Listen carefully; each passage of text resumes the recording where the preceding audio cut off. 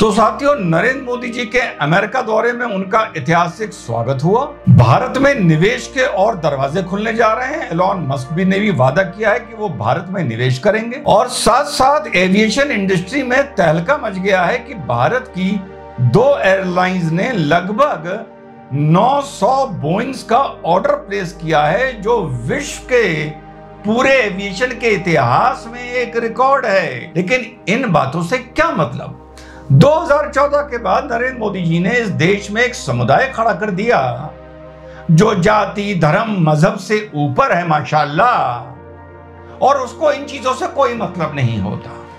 नरेंद्र मोदी जी ने तो कोविड काल में हम लोगों से एक बार थाली बजवाई थी, ये संदेश देने के लिए खुद अपने आप को कि पूरा देश एक साथ खड़ा है। लेकिन नरेंद्र मोदी जी ने इस देश में एक ऐसा वर्ग खड़ा कर दिया जो मैंने बताया, जो धर्म, मजहब, जाति, जनजाति से ऊपर है, जो हर 3 महीने बाद थाली बजाता है, हमेशा अपने साथ एक थाली रखता है। पता है क्या? ट्रेन एक्सीडेंट हो गया, खिलाड़ी धरने पर बैठ गए, किसान धरने पर बैठ गए, 8 में से जो 2 चीते मर गए, मणिपुर में बवाल हो गया, मणिपुर में हिंसा हो गई, असम मेघालय के सिपाहियों के बीच में गोली चल गई। ये एक समुदाय है जिसको थाली बजाने की आदत प्रधानमंत्री नरेंद्र मोदी ने ऐसी डाली कि ये रोज सुबह शाम थाली बजाता है। तो इसी समुदाय के जो जाति, धर्म, मजहब से ऊपर है, कुछ लोग बहुत दिन से मुझसे कह रहे थे मणिपुर पे वीडियो बना, मणिपुर पे वीडियो बना, मणिपुर पे वीडियो बना। अरे गटर छापो, मणिपुर नॉर्थ ईस्ट एक अपने आप में उसका एक अलग इतिहास है, अलग रचना है, अलग कहानी है, अलग घटनाएं हैं।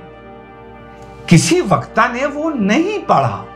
मोदी जी ने सही कहा था कि नॉर्थ ईस्ट को अलग थलग छोड़ दिया, ये हमारी भी कमी है। जाति, जनजाति, समान जाति, फलाना बॉर्डर, फलानी ट्राइब, फलाने कल्चर, एथनिक पीपल, बहुत वहां पर 70-75 साल से बवाल मचता आया है। लेकिन आंखें तो नरेंद्र मोदी ने आके समुदाय की खोली ना, वरना इससे पहले बिरयानी के बाद हड्डी चूसने में ही खुश थे। तो साहब, नरेंद्र मोदी ने उनकी आंखें खोल दी हैं। अब वो बिल्कुल अवेयर हो गए हैं, थाली परमानेंट हाथ में लिए रहते हैं बजाने के लिए। तो मेरे साथियों, आज तुम्हारी ही डिमांड पर बड़ी मुझे मेहनत करनी पड़ी, क्योंकि मणिपुर मेरा सब्जेक्ट नहीं था। खैर, तुमने मुझे कहा बोल बोल बोल इस पर, बोल इस पर, बोल इस पर, तो मैंने 4-5 दिन मेहनत करी, पूरे नोट्स इकट्ठा किए, 1-2 बुक्स पकड़ी, जल्दी जल्दी टर्निंग द लीव्स उनको पढ़ने का कोशिश किया, पुराने इस पर आर्टिकल्स निकाले और पूरा एक जिस्ट तैयार किया। अभी भी बता दूं, ये पूर्ण मेरा सब्जेक्ट नहीं है मेरे साथियों। तो पूरा इसका इतिहास कम से कम 100-150 साल का आप लोगों को बताता हूं। शायद आप लोगों को कोई फायदा हो, लेकिन ये मेरा सब्जेक्ट नहीं है।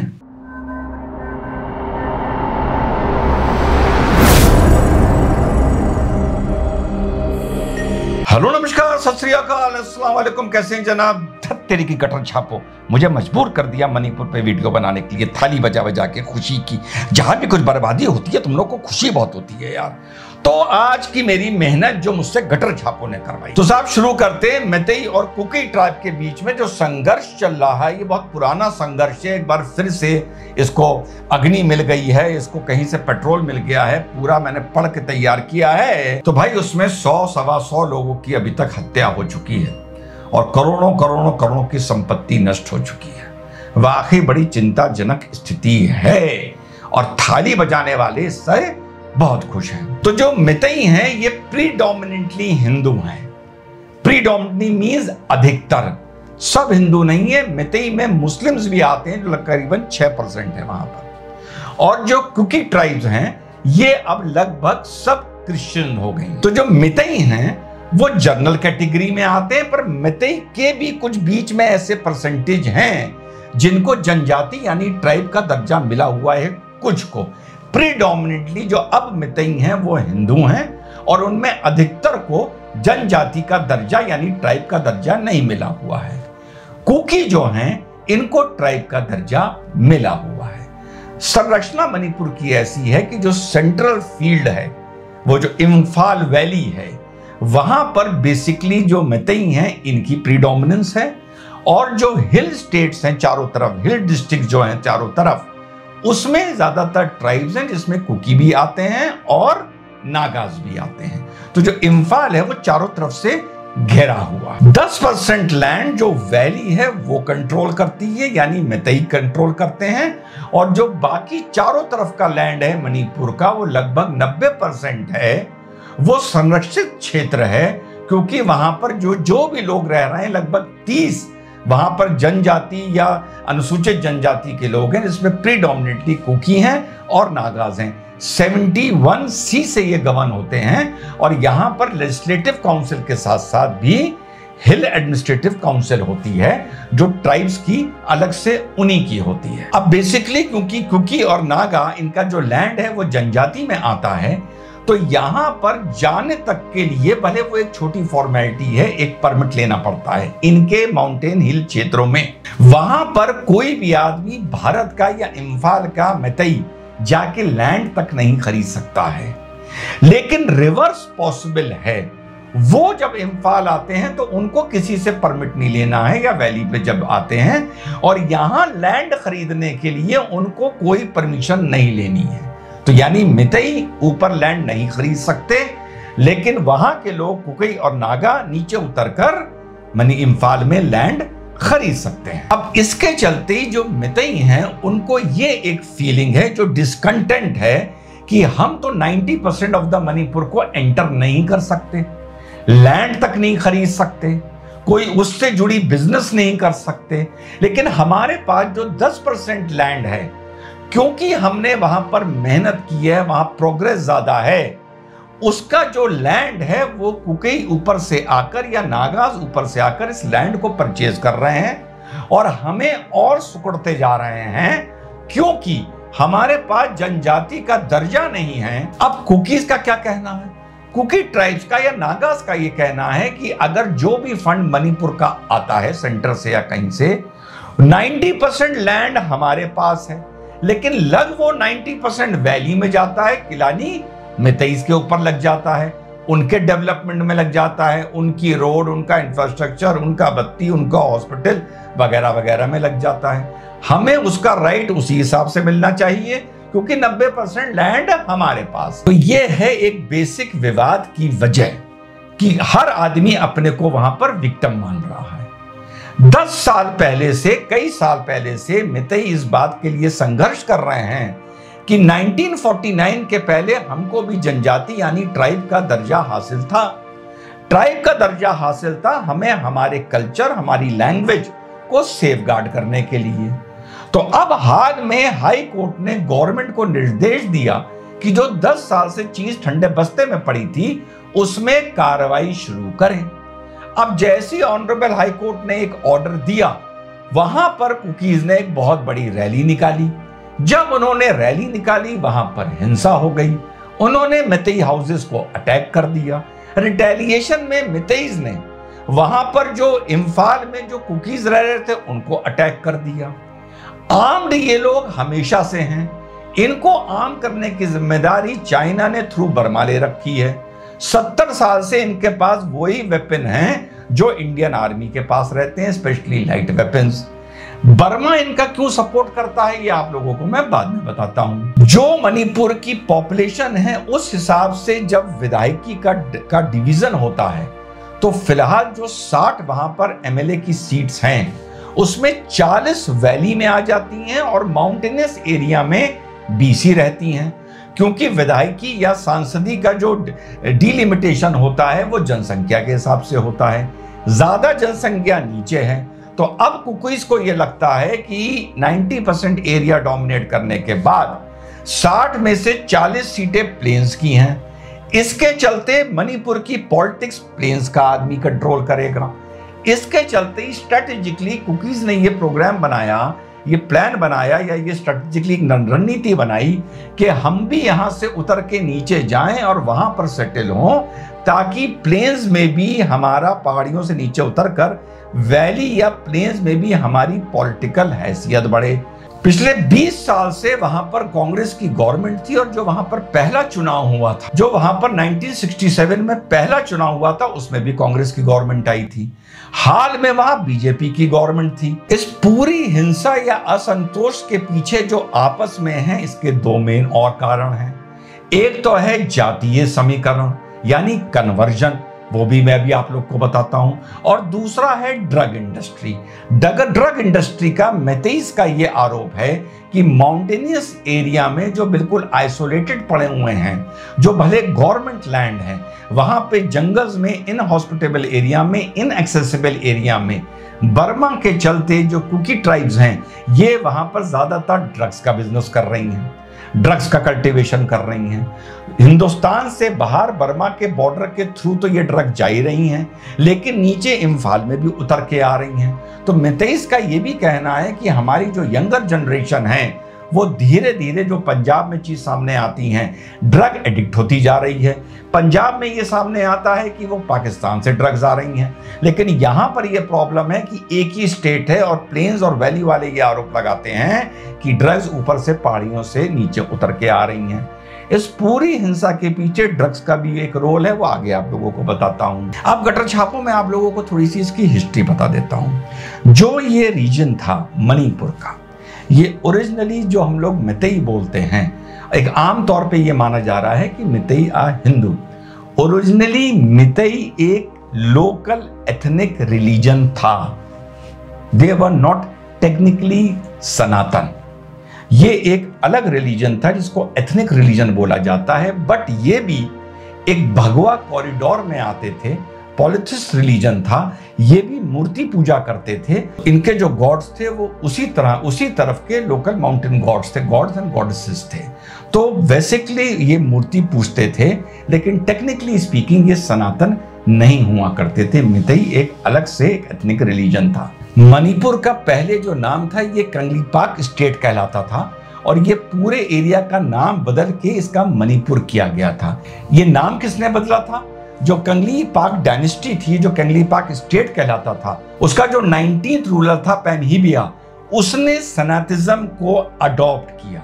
वो सनातिज्म में कन्वर्ट हुआ, और कन्वर्ट होने के बाद उसने कंगलीपाक स्टेट का नाम मणिपुर रख दिया। तो वहां से ये जो मितेई थे, ये इन वेरी लार्ज नंबर ये लोगों ने सनातिज्म, वैष्णविज्म अडॉप्ट कर लिया थ्रू ए हिंदू प्रीस्ट। 1709 से लेकर 1750 तक जो पैनहिबिया था, जो पहले मैथेई रिलीजन को बिलोंग करता था, वो कन्वर्ट होकर सनातिज्म में आ जाता है। 1750 तक वो वहां पर रूल करता है। 1819 में बर्मा मणिपुर को अटैक करता है और मणिपुर को टेक ओवर कर लेता है। फिर से मितेई किंग्स खदेड़ के वहां से भगाते हैं। कहां से भगाते हैं? मणिपुर से भगाते हैं। ये एक पुरानी दुश्मनी है बर्मा की मणिपुर से, कि आज तक वो दुश्मनी चल रही है, और मणिपुर को डिस्टर्ब देखना या मणिपुर में हिंसा देखना बर्मा की भी एक फॉरेन पॉलिसी है। जैसे कश्मीर पाकिस्तान के लिए है, वैसे ही मणिपुर बर्मा के लिए। 1891 में ब्रिटिशर्स मणिपुर को टेक ओवर कर लेते हैं। यहां से मणिपुर का खेल शुरू होता है। यहां से मणिपुर में अंतरीय सिविल डिस्टर्बेंस शुरू होता है। सिविल डिस्टर्बेंस शुरू होने का कारण था कि 1891 के बाद वहां पे स्ट्रेटेजिकली मिशनरीज जाना शुरू करती हैं। जो वहां पर मितेई कम्युनिटी थी, जो कुकी थी, जो नागास थे, ये मोर और लेस आप इनको हिंदूज बोल सकते हैं, क्योंकि सब ये अपनी अपनी तरीके से आइडल वर्शिपर्स थे। लेकिन मितेई अब तक पूरी तरीके से सनातिज्म को, वैष्णविज्म को एक्सेप्ट कर चुके थे, लेकिन नागास और कुकीज ने नहीं किया था। वो भी एक अलग एथनिक ट्राइब की तरह वहां पर अपने क्षेत्र में रहते थे। तो जब क्रिश्चियन मिशनरीज ने मणिपुर में एंट्री करी, तो मितेईस के साथ उनको इतनी कामयाबी नहीं मिली। मिली तो, पर इतनी नहीं मिली। इसलिए वो ऊपर पहाड़ों में चले गए और क्रिश्चियनिटी मणिपुर के पहाड़ों तक, दूर दराज जंगलों तक पहुंच गई। 1961 में जहां मणिपुर में मात्र 19% क्रिश्चियंस थे, 1961 में 1891 से मिशनरीज ने जाना शुरू किया। 1961 तक आते आते जहां 0 क्रिश्चियन था वहां 19% क्रिश्चियंस हो गए, और 2011 तक आते आते 42% क्रिश्चियंस हो गए। कुकीज प्रीडोमिनेंटली लगभग सब क्रिश्चियंस हो गए, लेकिन सेम मितई हिंदूज पर भी लगी। 1961 में जहां मणिपुर में 60% हिंदूज थे, वहां 2011 तक आते आते वो भी क्रिश्चियंस के बराबर लगभग 42% होकर रह गए। जब आप अक्सर देखते हैं कि मितई 52-53% हैं, तो आप ये कंफ्यूज होते होंगे ये सब हिंदू हैं। हिंदू मितई 42% हैं। उसके ऊपर अभी वहां पर कुछ और ऐसी एथनिक ट्राइब्स हैं जो अभी भी अपने को मितई मानती हैं और उन्होंने हिंदुज्म को अडॉप्ट नहीं किया है, जिसमें 3 या 4% मितई मुस्लिम्स भी हैं। तो यहां से धार्मिक या जातीय मतभेद और हिंसा और आपस में कलेश और आक्रोश मणिपुर में एंट्री लेता है। 1891 से लेकर 1947 तक ब्रिटेन वहां पर पपेट गवर्नमेंट चलाता है। 1947 में आजाद हिंद फोर्स और जापानीज आर्मी मणिपुर को स्पेशली टारगेट करती है, क्योंकि वो ब्रिटेन का एक बड़ा इंपॉर्टेंट गैरिसन बन गया था बर्मा से एडवांस करती हुई जापानीज आर्मी को रोकने के लिए, और वहां पर 2 साल तक जापान बॉम्बिंग करता है। इस बॉम्बिंग के चलते जो मणिपुर के लोकल लोग थे वो ब्रिटेन के अगेंस्ट हो जाते हैं और ब्रिटेन के खिलाफ हथियार उठा लेते हैं। सिचुएशन को देखते हुए और समझते हुए, और वर्ल्ड वॉर भी खत्म हो रही थी, ब्रिटेन मणिपुर से विड्रॉ कर जाता है। तो ब्रिटेन वहां पर बुद्धा चंद्र को जिम्मेदारी देता है कि तुम जाओ और वहां पर संभाल। 1949 आते आते मणिपुर का विलय भारत के साथ हो जाता है। वहां के लोकल 2 आरोप लगाते हैं। विलय जो हुआ ये अंडर ड्यूरिस हुआ, डरा के हुआ। भारत का ये कहना था कि ये डरा के नहीं हुआ, मणिपुर की लीडरशिप ने, मणिपुर की किंगशिप ने बर्मा से डरकर, क्योंकि उनको पता था कि बर्मा एक ना एक दिन मणिपुर को फिर से अटैक करेगा और मणिपुर पर कब्जा करेगा। ये वही कहानी चल रही है, पाकिस्तान, कश्मीर, बर्मा एंड मणिपुर, इन दोनों को जोड़कर समझा रहा हूं कि बर्मा को उनसे खतरा था, तो उन्होंने क्या, we are safe with a strong nation. So उन्होंने प्रेफर किया, वहां की लीडरशिप ने, वहां की किंगशिप ने, कि हम इंडिया के साथ चले जाएं। लेकिन वहां के जो ट्राइब्समैन थे उनका यह कहना था कि नहीं, हमें इंडिपेंडेंट रहना चाहिए। तो ये कलेश तब से चला आ रहा है, सेम लाइक पाकिस्तान कश्मीर की कहानी। जब वहां पर भारत के साथ विलय हो गया तो वहां पर 1947 के बाद ऑलरेडी किंगशिप डाइल्यूट हो गई थी और लेजिस्लेटिव आ गई थी। अब यहां पर दूसरा खेल होता है, जब भारत के साथ मणिपुर का विलय हो जाता है तो वहां को यूनियन टेरिटरी बना दिया जाता है और दिल्ली से कंट्रोल किया जाता है। कुछ कहानी समझ रहे हैं ना आप लोग? ये आप लोगों ने इतने वीडियो सुन लिए होंगे मणिपुर पर। ये बात मैं सम्मानित समझदार अपने साथियों से कह रहा हूं जो मुझे गाली नहीं देते हैं। 2 स्टेट्स, 2 बॉर्डरिंग कंट्रीज, उसकी तुलना में आज आप लोगों को करके बता रहा हूं। इतने आप लोगों ने शो देख लिए होंगे, ये एनालॉजी आप लोगों को सिमिलैरिटी नहीं मिली होगी मेरे हिसाब से। तो वहां पर साहब राष्ट्रपति शासन लगा दिया जाता है, सेंटर से उसको कंट्रोल कर लिया जाता है। यहां से चिंगारी भड़कती है, जो असंतोष वहां के लोकल ट्राइब्समैन में इस बात का था कि बर्मा की डर की वजह से हमारी लीडरशिप ने भारत के साथ विलय कर लिया, वरना तो हम एक इंडिपेंडेंट कंट्री रहते। अब उनका ये आक्रोश हिंसा में बदल जाता है और वहां से मणिपुर की जो हिंसा शुरू होती है, और ये आप लिस्ट देख लीजिए, इनके नाम में पढ़ के नहीं सुना सकता कि सबको आप देख रहे हैं बर्मा सपोर्ट करता है, क्योंकि जैसे एक मुल्क कश्मीर में हमेशा डिस्टर्बेंस चाहता है, वैसे ही एक मुल्क मणिपुर में हमेशा डिस्टर्बेंस चाहता है। ये एक बहुत प्यारी एनालॉजी आप लोगों को बता रहा हूं। और बर्मा की सपोर्ट से और बर्मा थ्रू चाइना की सपोर्ट से, वेपनरी आने के चक्कर से इतने वहां पर इंसर्जेंट ग्रुप्स खड़े हो जाते हैं, वहां पर ड्रैकोनियन लॉ अफसा लग जाता है, वहां पर मिलिट्री की परमानेंट प्रेजेंस हो जाती है, हिंसा हो जाती है। और जो लोग आज रो रहे हैं वहां पर पिछले 60 साल में कम से कम 40,000 आदमी मरता है, जिसमें सिविलियन भी शामिल होता है, इंसर्जेंट्स भी शामिल होते हैं और आर्म्ड फोर्सेस के हमारे जवान भी उसमें शामिल होते हैं। 2015 की रिपोर्ट आती है, 14 में मोदी जी आए थे, याद रखना। 2015 की रिपोर्ट आती है कि मणिपुर में 7 लाख एजुकेटेड अनएम्प्लॉयड हैं, जो ड्रग ट्रेड की तरफ जिनका रुझान हो रहा है। बर्मा जो इस लड़ाई में जो मौजूदा हिंसा चल रही है, जो कहा जा रहा है बाहर से लोग आके जुड़ गए हैं, इसके 2 कारण हैं। एक, पहला कि बर्मा हमेशा मणिपुर में हिंसा देखना चाहता है, तो बर्मा जो 2 वजह से मणिपुर में इंटरफियर करता है। पहला, वो उस टाइम की खुंदक है जब उसने मणिपुर को टेक ओवर किया था और यहां से लात मार के भगाया गया था। और दूसरा, जो मणिपुर के माउंटेन एरियाज में ड्रग्स का बिजनेस हो रहा है, वो सारा कॉन्टेक्ट पॉइंट, जो सारा ट्रांसफर पॉइंट है, वो दुनिया में बेसिकली साउथ ईस्ट एशिया में या फार ईस्ट में वो बर्मा के थ्रू जाता है। तो अगर मणिपुर में डेवलपमेंट होगा, मणिपुर में सेंट्रल गवर्नमेंट की पकड़ मजबूत होगी, मणिपुर की लोकल गवर्नमेंट मजबूत होगी, तो ड्रग इंडस्ट्री पर भी फर्क पड़ेगा। और मौजूदा सरकार ने ड्रग इंडस्ट्री के खिलाफ वहां पर एक मुहिम छेड़ दी थी, जो मेरे हिसाब से पढ़ने के बाद इस पूरी जो ये वजह है, ये रिजर्वेशन फलाना फलाना, ये बहाना है। मेन वजह ये है कि नीचे से लोग ऊपर आने लगेंगे, क्योंकि वो भी फिर ट्राइब्स में इंक्लूड कर लिए जाएंगे मतई, और हमारी ड्रग इंडस्ट्री जो करोड़ों करोड़ों करोड़ों की चल रही है, उस पर ठेस पहुंचेगी। पुरानी सरकार ने, गवर्नमेंट, कांग्रेस की गवर्नमेंट ने इस क्षेत्र में शांति बनाए रखने के लिए जो ड्रग इंडस्ट्री चल रही थी, ड्रग कल्टीवेशन हो रहा था, उससे अपना मुंह किनारे कर लिया। कहा जो करना है करो। जो हथियार उठाए हुए हैं उनको प्लेकेट करने के लिए 6-6 हजार रुपए महीना दिया गया कि तुम हमारे लिए इस कार्यकर्ता काम करना चुनाव में। और सबसे बड़ी बात, जितने भी ट्राइब्समैन के स्ट्रॉन्ग लॉर्ड्स थे, इनको वॉरलॉर्ड बोला जाता है, उनके हेचमैन्स को ठेके दिए गए। इन चीजों को आके अब बीजेपी की गवर्नमेंट वहां पर चेक कर रही थी। तो ये असंतोष सिर्फ रिजर्वेशन का, जितना मैंने पढ़ा है, उस वजह से नहीं है। इसमें बहुत से फैक्टर्स इन्वॉल्व हो रहे हैं और 2 कारणों से इसमें बर्मा इन्वॉल्व हो रहा है। तो ये था साथियों संक्षेप में ये पूरे मणिपुर की क्या कहानी है।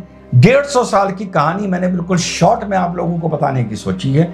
यस, मौजूदा गवर्नमेंट से वहां की जनता आज की तारीख में नाराज है। बीजेपी के लिए जो चीज एंटी जा रही है वो ये जा रही है कि सेंटर में भी बीजेपी है और स्टेट में भी बीजेपी है। और सबसे बड़ी बात, वहां की जनता को अब ये लग रहा है, चाहे वो कुकी हो चाहे वो मिथई हो, कि अब सब फ्री फॉर ऑल है, हमें ही अपनी रक्षा और अपनी सुरक्षा करनी है। कितने मंदिर तोड़ दिए गए, कितने चर्च जल गए, इसका कोई हिसाब नहीं है। करोड़ों करोड़ों की संपत्ति का नुकसान हो गया। सन 72 आते आते वहां पर एक विधायकी खड़ी करी गई जहां इलेक्शन कराए गए। सन 50 से लेकर सन 72 तक वहां पर सिर्फ और सिर्फ सेंटर की चली और सेंटर की दादागिरी चली, जिसके वजह से वहां इतनी बड़ी इंसर्जेंसी खड़ी हुई। बाद में उसी गलती को ठीक करने के लिए इंसर्जेंसी को लॉलीपॉप दिया गया, इंसर्जेंसी को ड्रग ट्रेड में इन्वॉल्व रखा गया, इंसर्जेंसी को बड़े बड़े कॉन्ट्रैक्ट दिए गए कि किसी भी तरह शांति बनी रहे। उस चीज को जब अब चेक किया जा रहा है तो ये चीज सामने आ रही है। सेंट्रल में भी गवर्नमेंट बीजेपी की है, स्टेट में भी गवर्नमेंट बीजेपी की है, फिलहाल जवाबदेही बीजेपी की है। डेफिनेटली इस पर वहां के जो लोगों के मैंने बयान पढ़े, जब मैं 7 दिन से आर्टिकल्स पढ़ रहा था, वहां के लोगों में बहुत असंतोष है। मेरे हिसाब से इट इज हाई टाइम कि गवर्नमेंट ऑफ इंडिया इस सारी घटनाओं को देखते हुए मणिपुर में राष्ट्रपति शासन लागू कर दे 6 महीने के लिए, जब तक ये चीज सेटल नहीं हो जाती। क्योंकि जितना मैंने सिर्फ पढ़ा है, वहां की जनता का स्टेट गवर्नमेंट में विश्वास उठ गया है, चाहे वो कुकी हो चाहे वो मिथई हो। जय हिंद, वंदे मातरम, खुदा हाफिज। गटर छापो, ठीक है यार, कोई गलती तो नहीं करी। तुम लोग क्या चाह रहे थे, मोदी को गालियां दूं? अरे गालियां को दूं यार, पूरा 150 साल का किस्सा सुना दिया। अपने हिसाब से तय कर लो कौन सही है कौन गलत। जय हिंद, वंदे मातरम, खुदा हाफिज।